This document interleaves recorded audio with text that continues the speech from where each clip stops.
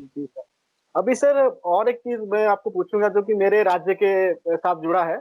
उड़ीसा के, मैं उड़ीसा जी से हूँ तो मुझे जुड़ा है कि गुरु नानक जी जब शुरुआत कर रहे थे सिख धर्म की, तो उन्होंने पूरा भारत में भ्रमण किया।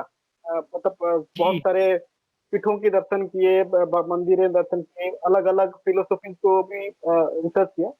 तो यहाँ पे वो जगन्नाथपुरी भी आए थे। तो जी हमारे यहाँ पे भी नानक मठ के नाम पे एक मठ भी है, नानक जी के यहाँ पे। जी तो तो पुरी जगन्नाथ जी हर उड़ीसा का बंदे का एक भगवान है।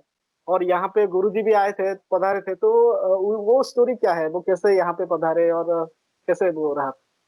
जी। मैंने आपको जैसे पहले बताया कि गुरु नानक देव जी ने भिन्न भिन्न जगहों पे अलग अलग दिशाओं में उत्तर दक्षिण पूर्व पश्चिम में उन्होंने यात्राएं की, 4 यात्राएं जी। की, जिनको हम चार उदासी कहते हैं। उदासी पंजाबी का वर्ड, पंजाबी में उदासी कहते हैं कि गुरु, जब हम कहते हैं कि गुरु नानक देव जी ने 4 उदासियां की, इसका मतलब उन्होंने 4 यात्राएं की।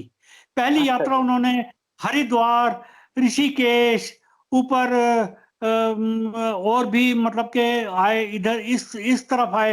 हरिद्वार में तो आपको पता ही होगा, उन्होंने गंगा में जैसे स्नान किया तो हर कोई जो था सूर्य की तरफ जल चढ़ा रहा था, तो उन्होंने उल्टी तरफ जल चढ़ाना शुरू किया था। ये आपको हिस्ट्री, इतिहास में पता ही होगा। तो सबने पूछा कि भाई आप उल्टी तरफ क्यों जल चढ़ा रहे हैं? तो उन्होंने कि इतनी लाखों मील दूर जब आपका पानी सूरज को चढ़ सकता, तो मैं तो पंजाब में दे रहा हूँ, पंजाब तो पास नहीं है। तो उन्होंने कई मान्यताओं को तोड़ने की कोशिश की, सफल कोशिश की और सफल भी हुए। और हाँ इसी तरीके से वो क्या वो इधर उड़ीसा साइड में और कलकत्ता में उन्होंने भ्रमण किया। दूसरी जो यात्रा थी उनकी इस तरफ थी। तो जगन्नाथ, हाँ तो उन्होंने चूंकि किसी भी भेदभाव नहीं किया, तो वो हाँ हाँ। कहते थे, वो गुरु नानक देव जी का मानना था कि जितने भी धर्म है वो सब बराबर हैं, कोई भी धर्म किसी से नीचे नहीं है। हिंदू धर्म जो है वो भी मेरे धर्म के जितने ही सम्माननीय है उतना ही है। और भी जो धर्म है, उस वक्त बौद्ध धर्म चल रहे थे, जैन हम्म। धर्म था। तो कोई भी धर्म जो है वो हल कम नहीं है, सब एक बराबर है, सब एक समान है। तो वो फिर जब जगन्नाथ मंदिर भी गए, तो हिंदू धर्म में जो आरती होती है वो मैंने बचपन में बहुत सुनी है, मुझे बहुत अच्छी लगती है। तो वो आरती जो थी वो गुरु नानक देव जी ने सुनी। तो उन्होंने कहा कि एक आरती और होती है, वो प्रकृति में होती है, वो ईश्वरीय आरती होती है। तो सबने पूछा कौन सी आरती होती है? क्या जी, उन्होंने फिर मैं छोटी सी उसकी लाइन बताता हूँ। वो उन्होंने जो आरती हाँ जी। पढ़ी है वो ये है, गगन में थाल रव चंद दीपक बने, तारका मंडल जनक मोती। काफी बड़ी है वो। तो इसकी ये 2 लाइनें मैंने आपको सुनाई है कि जी। गगन एक थाल है। उन्होंने कहा कि ये प्रकृति प्रकृति भी एक आरती कर रही है। आप तो आरती जो कर रहे हैं वो भी सम्माननीय है, वो भी पूजनीय है, लेकिन एक आरती प्रकृति भी कर रही है। तो सबने पूछा क्या, कैसे कर रही है? तो उन्होंने कहा कि ये सारा आकाश जो है एक थाल के बराबर है, और तारे जो है वो दीपक है। ये हम्म। दीपक जो है ये सारे तारे हैं। और हवा जो है वो उनको जैसे एक हमारे यहाँ वो चवर चवर चौर कहते हैं, वो झुलाते हैं ना पीछे, ऐसे ऐसे हाँ करके, हाँ हाँ। बालू से बना अच्छा होता अच्छा। है। ये हवा उनको चवर कर रही है, चवर कहते हैं उसको। अच्छा हाँ अब हाँ। हिंदी में क्या कहते हैं मुझे ज्यादा आइडिया नहीं है, क्योंकि आप में भी कई कई जगह करते हैं वो। जी जी, मंदिर में भी होती है वो, आरती के टाइम पे हम जी, क्या मंदिर में भी बोलते होती हैं, है। कांवड़ तो आरती। हाँ। जो प्रकृति है वो हवा के द्वारा वो चौर कर रही है, और झूला झुला रही है। और जो गगन रूपी थाल है उसमें हजारों लाखों जो तारे हैं वो दीपक हैं, जो जल बुझ रहे हैं, जो टिमटिमा रहे हैं। तो एक आरती वो भी हो रही है, गगन में थाल रवचंद दीपक बने, तारका मंडल जनक मोती।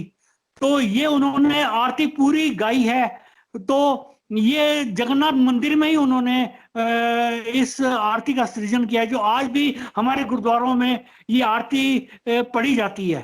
तो जी वहां पर जाने का मकसद ये था कि वहां पर उन्होंने जो शब्द गायन किए हैं, वो बोलते थे कि जो मैं शब्द बोल रहा हूँ वो मेरे नहीं है, वो ईश्वर ही है। ईश्वर मेरे अंदर भेजता है और मेरे मुख से निकलते हैं।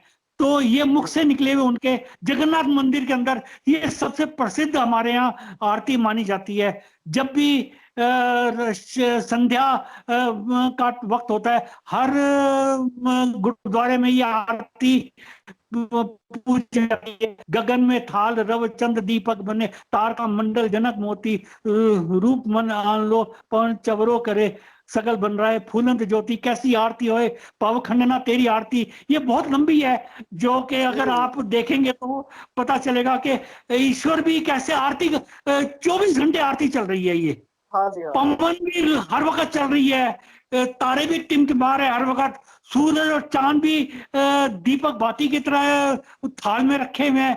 एक रात को चंद्रमा जगमगाता है, दिन में सूरज जगमगाता है, दिए की तरह जगमगाता है, और ये हर वक्त आरती चल रही है। तो उन्होंने कि एक आरती ये भी है, एक आरती हिंदू धर्म की है, वो भी सामान्य नहीं है, ये भी सामान्य नहीं है। तो ये शब्द उन्होंने वहां पर उच्चारण किए थे। और उसके बाद वो कलकत्ता भी गए थे, तो वहां पर भी एक गुरुद्वारा है, वहां पर भी उन्होंने उपदेश दिया था कि सबको मिलजुल के रहना चाहिए। समाज जो है वो सब है, अकेले किसी धर्म का नहीं है, और निर्बलों की सेवा की करनी चाहिए, दीन दुखियों की सेवा कीजिए। तो यही उन्होंने जगन्नाथ मंदिर में भी जाके उन्होंने यही उपदेश दिया था, जो कि सेवा भाव से आज भी सिख धर्म में मान्यता है कि भाई निर्बल की पहले सेवा करो, निर्बल को पहले उनकी सेवा होनी चाहिए, ताकि वो भी समाज का एक सुदृढ़ हिस्सा बन सके। जी।